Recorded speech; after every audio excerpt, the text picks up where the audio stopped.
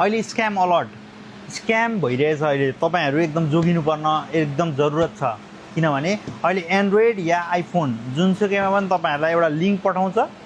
link या photo पठाउँछ त्यो link या फोटोको भरमा तपाईले क्लिक गरेको भरमा चाहिँ तपाईको क्लिक गर्ने बित्तिकै स्क्रिन लक जस्तो आउँछ स्क्रिन लक जसरी यसरी स्क्रिन लक आउँदाखेरि जुन यो स्क्रिन लक आउँदा हाम्रो चाहिँ यहाँ पासवर्ड हान्ने ठाउँ आउँछ यो पासवर्ड हान्ने ठाउँमा चाहिँ के हुन्छ भन्दाखेरि एमपिन हान भन्छ जुन चाहिँ बैंकको एमपिन बैंकको पिन यदि झुकिएर पनि तपाईले यहाँ बैंकको पिन हान्दिनु भयो भने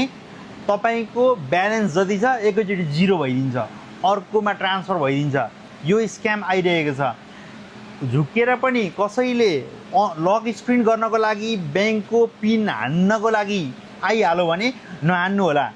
तपाईहरुले कुनै पनि लिंकहरु नखोल्नु होला अहिले भर्खर यहाँ आइरहने कस्टमर 3 जनाको एक जनाको मात्र हैन 3 जनाको सेम प्रोसेस गरेर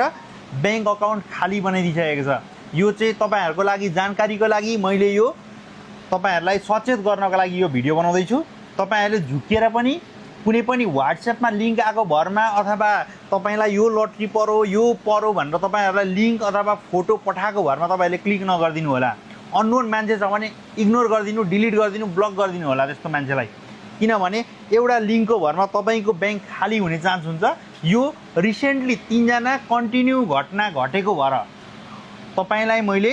जानकारी दिएछु त्यसपछि तपाईको फोन पनि लक लाग्छ त्यो जब तपाईले एमपिन हान्नुभयो तपाईको पैसा त गयो तपाईकोमा मोबाइलमा भएको डकुमेन्ट शुद्ध सबै ह्याक हुन्छ तपाईको मोबाइल उल्ले पुरै उसले निगरानीमा तपाईको मोबाइल उल्ले चलाइदिन्छ अनि तपाईको पासवर्ड पनि चेन्ज गरिदिन्छ उल्ले तपाईको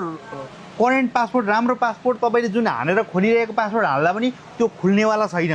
त्यसपछि लास्ट अप्सन भनेको फर्मेट हो हेर्नु मोबाइल सो तपाईहरु यो बुझ्नुहोस् कुनै पनि लिंक अननोन मान्छेबाट आयो भने खोल्दै नखोल्नु होला यो जानकारीको लागि चाहिँ मैले यो भिडियो बनाएको छु आफ्नो साथीहरु सबैलाई यो भिडियो शेयर गर्नु होला थप अरु पनि म यस्तै जानकारी गराइरहन्छु तपाईहरुलाई त्यसको लागि चाहिँ तपाईहरुले फलो गर्न नबिर्सिनु होला हस् थ्यांक यू